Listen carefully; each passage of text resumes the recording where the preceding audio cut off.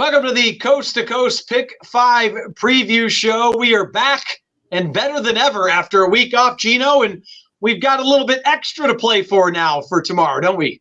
Yeah, a little extra money after not playing Santa Anita last week, but you know those Coast to Coast Pick 5s, they're going to roll on for a couple more months. So we have 5 races tomorrow from Gulfstream Park and Santa Anita. Combine them for a 15% low takeout, the dollar-based minimum, and on Saturday, it's $420, so the pools will be very, very high, I'm sure, all over the place. And we'll take our swings there. We'll take a shot at those pick'em contests, Chappie, pick'em.santanita.com, totally free to enter. Don't forget about all the contests you could play at expressbet.com, the tournaments. I'm in those $40 feeders every day. I'm trying to get qualified for the Santa Anita Derby Challenge next week. Skippy, we have so much to play on a Saturday like tomorrow. That's what we love. Oh, buddy, I'm so excited.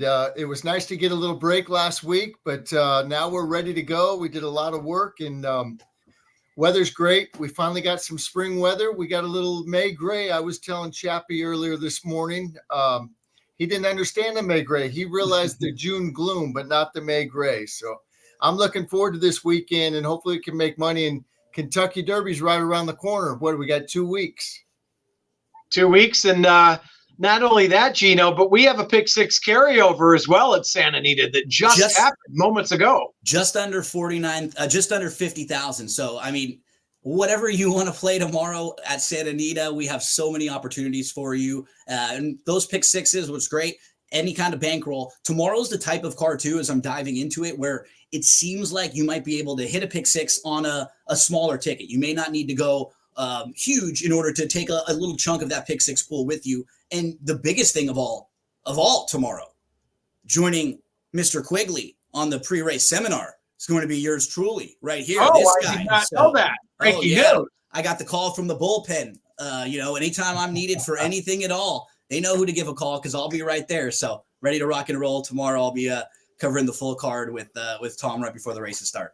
So tomorrow morning, obviously on our show, the Morning Line Sports Show, we'll be talking all things horse racing and, of course, the Pick 6 carryover. Gino will talk all races tomorrow with TQ, and we are now going to concentrate on the Coast to Coast. So let's dive in, gentlemen. We start at Gulfstream. Race 9 is the first leg. We're going a mile on the turf, Skipper. How do you think it looks here? You know, when I first looked at it, I was going to use a couple. But after watching the replay on the 4, Party On Girl, I just was really, really impressed. Last time it got bumped at the start. It steadied slightly. It pulled hard on the backside. It finished real nicely and galloped out well. It galloped out with the winner. That was a key race as the horse that won came back to win again. And 2 back coming off the break from June to January 31st. Got beat by a really nice horse of Chad Brown's. This is a Chad Brown also, but Delahaye came back and won a stakes race at Fairgrounds. So I think number 4, Party Girl, is going to be a single on my ticket because I'm going to go a little bit deeper in a couple other races. But I was very impressed with Party On Girl's last race.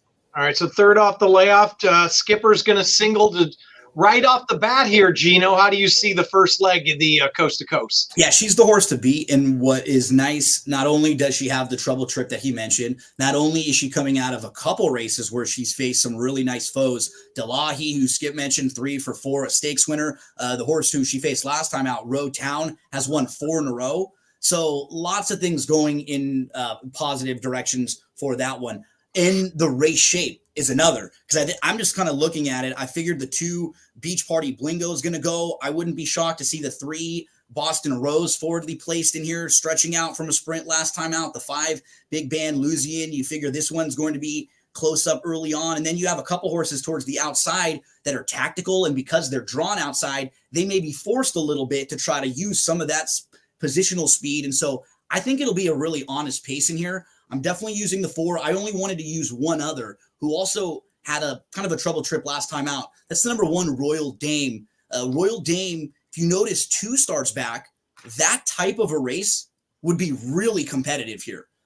Just an effort like that. And then what happened last time out for Royal Dame, just got caught really, really wide all the way around the track and just never had an opportunity. Was out in the 4 path early on in the race. So I think you just put a line right through that. won't get that type of a trip in here. Should be able to save all the ground, and she'll definitely come running too. So I think the 4 is the horse to beat. If I can get some value, the 1 for me might be the horse to bet. I'm going to use 1 and 4. All right, 1 and 4 for Gino, and Skip, as we said, is singling. Before we go on to leg 2, this will be a very, very interesting race to talk about here. This is the 4th at Santa Anita, 6 furlongs on the turf, Calbreds.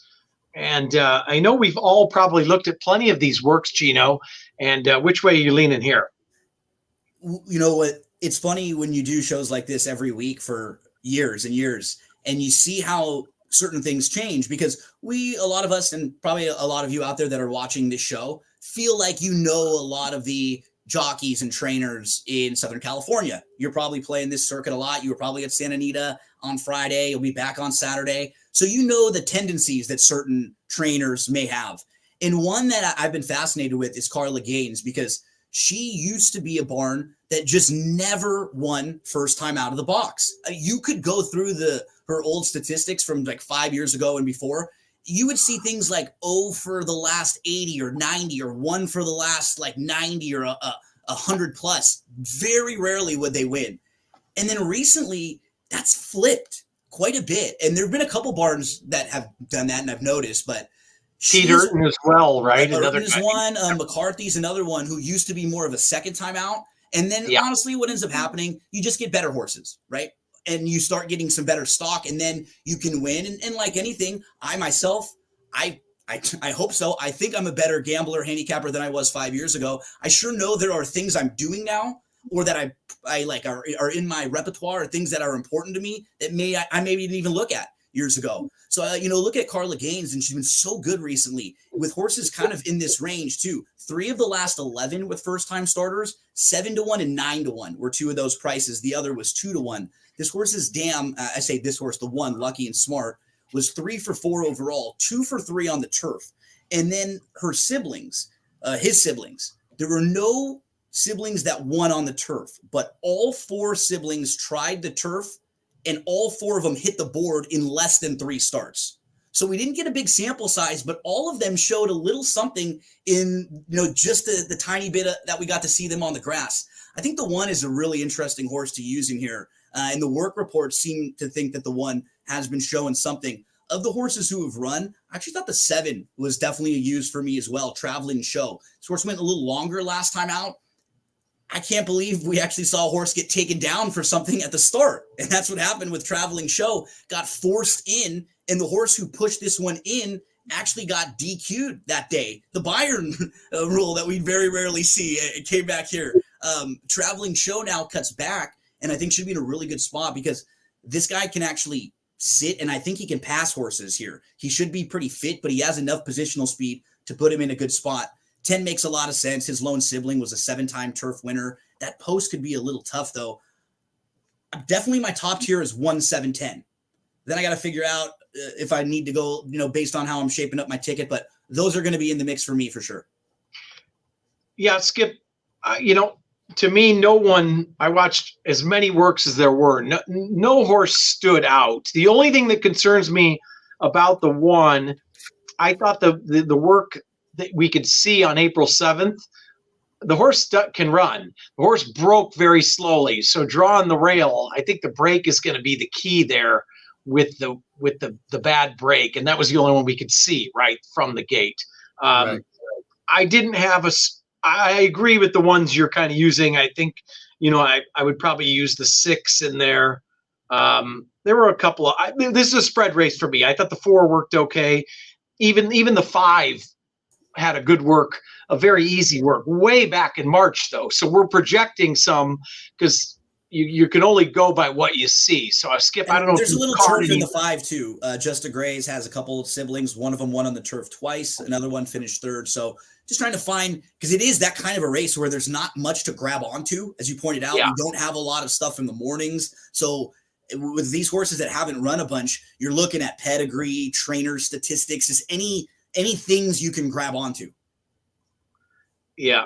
I mean, I would probably Skip. I'm probably 1, 2, 4, 5, 6, 7, 10. It's spread for me. No one stood out. Yeah. I thought the same thing. I like the one. I like that one work. It did break, got off bad, but I like the stride. It's got that turfy stride. The rail I don't usually like, but I'm going to put the one on my ticket for sure. The two we know is going to the front. That was a really good race that ran back in January. Got beat a half length. The horse that got third came back and won. That, with Tyler Bays, that horse is definitely going to the front, and who knows how long it could hold on. I'm going to use Dadsuk. I mean, not only is it playoff hockey time, Pavel Dadsuk is who they named this horse after. It's a first-time gelding and first-time Lasix. So I got to use it. The race that it came out of at Los Alamitos was back in July. The winner came back to win again. So that was a key race. I did like Just a Graze, who you guys talked about. Feel Freely has thrown a couple winners and at 2 and a couple that have run on the grass. I like the breeding. I like that work that you said on March 5th. And I tell you what, Mike Pipey finished the meet real strong. He was on fire. So Pay attention to that. I'm going to use the 6. I like when they go route to sprint. They put the blinkers on this horse. Frey Sue jumps aboard. So that horse is going to be on. And then I'm going to use Jay Dutton on the outside. I hate the post, but that horse 2 back ran really good. I don't think the grass will be a problem. And they take the blinkers off. So I'm going to go 1, 2, 4, 5, 6, and 10 in here. All right, we have the same horses other than I use the 7 as well. Interesting, by the way, third Saturday in a row, JJ Hernandez is out of town. Right. I mean, that's got to be a all-time record for JJ because he rarely travels, but he's also won some big races along the way here. Well, that's great because we all know how good he's been, and he's someone that hasn't necessarily been able to, or I never know. I don't know the story. Maybe he enjoys staying around here, but you feel like, man, I wonder why he hasn't gotten a few more big mounts out of town because he's certainly really good. And to me, in watching him, he can do it all is what impresses me, right? Certain jockeys have a strength, a very good speed rider, or one that was can come from behind. You put him on any horse with a certain style and he'll be fine on it. And with him out of town, that opens up so many live mounts for other people to try to get into the winner's circle this weekend.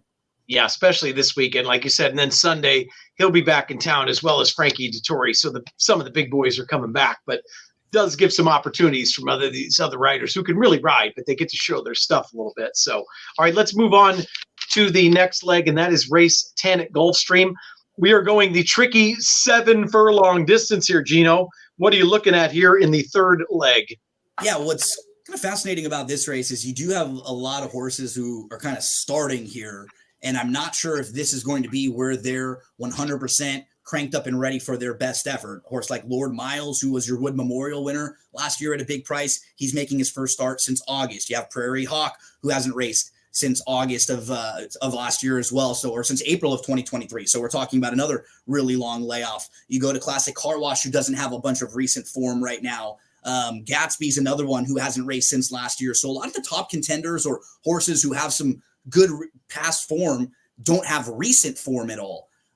The one horse who I'm going to come back to and give another look is Shaq Diesel. But Chappie, you were pointing this out in the previous race. He's a horse who's now 3 times in a row had some slow starts. If that happens from the rail and you get shuffled back, you just never like when any horse has a slow start. Now, 3 starts back, it wasn't so bad that he was actually fine and able to recover nicely from it. And his last 2 races, he was just in against tougher. So this is a really good spot for him. And looking at how it shapes up, he's probably going to get a pretty nice trip in here. He should be fit in this race. The 6 Viva Con Alegria, he always goes out there and you know what you're going to get from him. This is a race where maybe with some of these horses who are a little short, he can finally kind of put it all together. So I'm going to use the 1. I'm going to use the 6. I'm going to use the 8 Great Navigator, who I think from the outside has enough speed to put himself in a good spot, but he could also sit off the pace a little bit. I'll try to go 3 in here with 1, 6, and 8. 1, 6, and 8, Skipper. What say you? There's a lot of speed in here. I know the 6 is probably the speed of the speed, it looks like. But I think they're going to go pretty quick up front. And that's a tricky distance to keep going at 7 furlongs. I got to use the 1. Gino's mentioned that horse a couple times, and it has had trouble at the start. Vasquez, the leading rider at Gulfstream, jumps aboard. that horse is going to come running. I'm going to use Lord Miles, the Savvy Joseph horse. It's 10-1. I like the works back on April 14th and April 2nd. With all that speed in here, I think these horses, maybe it isn't their race that they're actually cranked up and primed for, or, they got bigger things down the road. But, with the speed going so fast up front, they're going to get tired. I think a couple of these horses that are coming off a break can maybe come and just pick them up at the wire. So I'm going to use the 3. I'm going to use the 4. The other Sappy Joseph. This horse is a first-time gelding. I like the work back on the 29th. I'm going to use the 5 Classic Car Wash. This horse has won twice at Gulfstream Park, has some back class also. And the one that I thought that's been working the best is the 9 Gatsby, also coming off a layoff, but loves Gulfstream Park. All 6 wins have been at Gulfstream. So Gatsby's going to be on my ticket, and I'm going to put Great Navigator. I think Great Navigator is going to get the perfect trip, breaking, like Gino said, from the outside with the other speed. This horse is going to be right behind all those leaders, get first run, and all that being said, so I'm going 1, 3, 4, 5, 8, 9. 1, 3, 4, 5, 8, 9. We were just talking for a second ago. There's always certain ways we look at works. You pace makes the race. You look how the race shapes up. The 7 furlong distance, like Classic Car Wash, 2 for 2 at 7 furlongs. That is such an odd distance. Don't you always? There's certain races, certain distances you automatically use, Gino, when a horse does well at that distance. And the 7 furlong seems to be one of those tricky, not quite a sprint, not quite a route. In 6.5 to 7 is, a lot of times, and that's the thing. You don't know that right away. You find that out through trial and error. And so a lot of times horses that end up in those distances, you'll see them getting beat at a mile because it was a little too far for them. And then coming up short at 6 furlongs or 5.5, and they sort of get dismissed. And then they just kind of find a home. Basically what we're talking about is like the downhill turf course, right? Like Correct. 6.5 furlongs, like something like that, like this distance right here. And that to me is what I also treat 7 as a race, as a distance where I do want a little bit of fitness recently too, with some horses too, because it is kind of demanding. It's a little more than the sprint, and they're going a little faster than they do if you're going the route distance. So for me, I do like horses, especially, younger horses or horses coming off the bench. I usually want a race or 2 so they have a little foundation when they go 7. No doubt. Good point. All right, let's move on to the next leg. We're back at Gulfstream once again, race 11, Gino. Mile and a 16th on the turf. What are you looking at here? Yeah, I'm glad you started here with me. This is probably my favorite horse in the sequence. I may play a ticket where I single this horse because I don't think a lot of other people will single the horse. Some that watch the replay will probably include and bet the 6 Butterfly Queen, who just had a couple of trips in a row that were really, really unlucky. In particular, the last one on March the 15th. This horse got completely shut off early in the stretch, was moving down to the inside. I don't know if she was going to win. She certainly was going to finish second in that race and would have been much closer. She gets totally stopped. She loses all of her momentum. She has to wait, then angle around, and she goes in between. She kind of pushes her way back in between horses, just misses second. Huge gallop out that day.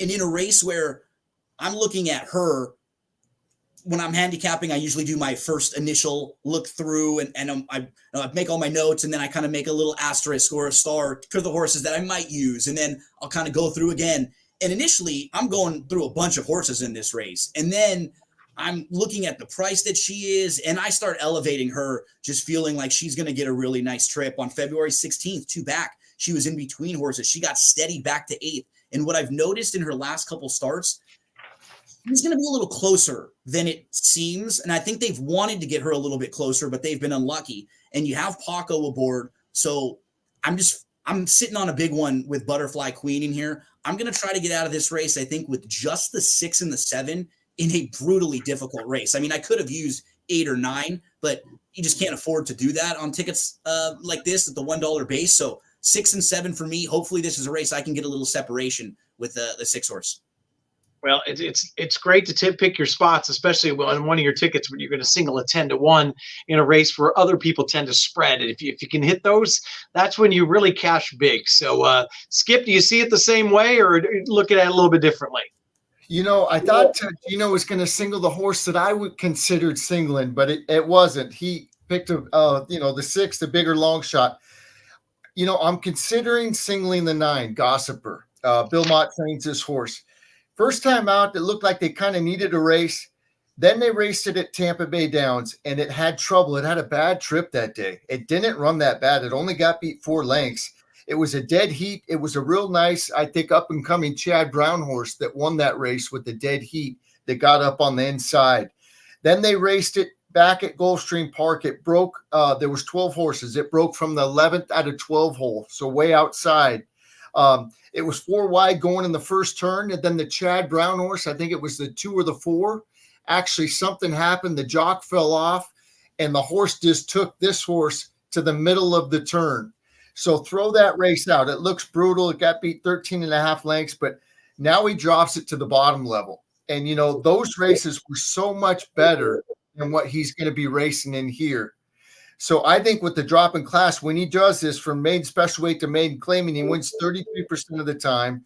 The horses come back to work 5 times since that race. So it's obviously nothing happened to it. The last work was a bullet work. I didn't get a chance to see it on XBTV. They didn't have it. So I thought about singling the 9 in here. I don't know. I still might do it. If I add another one, it will probably be the 7. I don't know the trainer, but I think this might be a private trainer for Kenneth Ramsey. Maybe Gino knows a little bit more than that. The horse ran really good first time out off the break for the new trainer and galloped out in front. So I might single the 9, or I might go too deep and go 7-9 in here. And Gino's got me thinking about the 6, so I might have to readjust my ticket. Do you know anybody they can think about that trainer? No, Gino? Unfortunately, no, not enough right now. Yeah. Could it be an assistant trainer? Absolutely. Absolutely. Yeah. I mean, for sure, I'm sure with a few minutes we could figure it out. But it's weird. It's like Rohan Crichton was a trainer, and now he's not. It goes to Nolan Ramsey, which has got to be his grandson or whatever. Actually, I think he does. He's starting to take over a lot or most or all of his grandpa's horses. So then we could see that, we wouldn't be surprised to see those horses start to kind of just move barns. I didn't get the correlation there. There you go. That's probably it. Yeah. Okay. And the old trainer trains the 10 horse. So it's not like, it's his assistant trainer. I think that's the deal. I think his grandson is starting to train all his horses or most of them. Sharp as a marble here. You're right. You got it there. All right. So a little bit different ways we're going here. Could be the separator with Skip possibly singling the 9, Gino possibly singling the 6. So very interesting. And we go to the last leg. I'm going to start off by saying one thing, watching all the replays. And this is a very tough race. There's one horse I like that I'm going to use as a price, but I don't even know who the jockey is, and you're going to help me out here. And that is the 10 horse, Dapitan Star.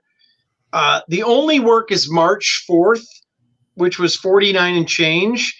This, if they could give a breezing, which they never give in California, this horse could have gotten that on that work. It was very easily done.